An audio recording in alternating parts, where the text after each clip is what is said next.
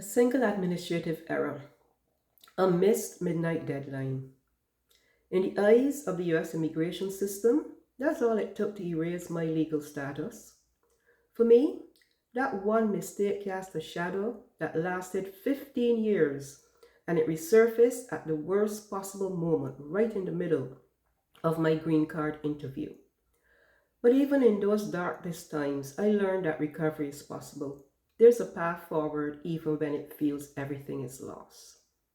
Hello, I'm Dr. Joy Cox, and I'm writing a teaching memoir, The Will to Stay, my 21-year journey to US citizenship.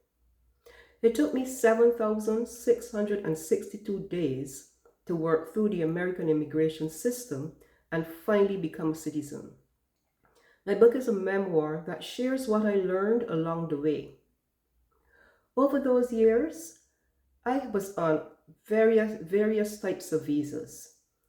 First, I was on the J1 student exchange visa, then the F1 international student visa.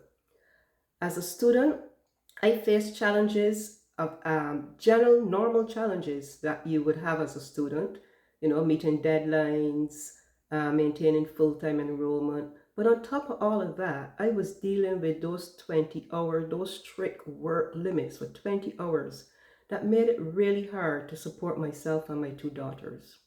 And then later, I got the H-1B visa, and I finally found some stability. But at 50, I left all that behind because I wanted to pursue the dream that I actually came to the US for, which was to get a PhD, even though it meant living on a graduate assistant salary. But even with that doctorate, the system still kept me out. I always remembered going to that interview for job, and it fell apart as soon as they asked me about my visa and when it's going to expire. So the will to stay is more than just my story. It's meant to help anyone facing the same doubts and challenges that I did as an international student, transitioning from optional practical training or PT to an H-1B visa, or it could also be for healthcare workers that are dealing with labor certifications. Even highly educated people can feel lost in all those paperwork, the rules, and the jargon.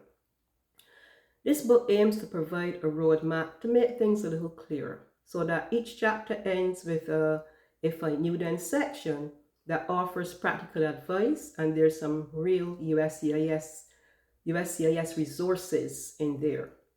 There's also a glossary of important items. There'll also be an appendix that will have sample forms, it will have checklists, hotline numbers, list of nonprofit legal aids, and community support services. These are all things there to help the reader. Now today, immigration system and the immigration enforcement is more stricter than ever. And in these times, when people are anxious, they need more than sympathy. They need a plan. They need an action plan. I'm not a lawyer. I'm not a policy maker or an advocate. I'm just someone who lived it and is transcribing the system to help others. So the will to stay guides readers through the process and provides some of the tools that they will need to be successful. Thank you.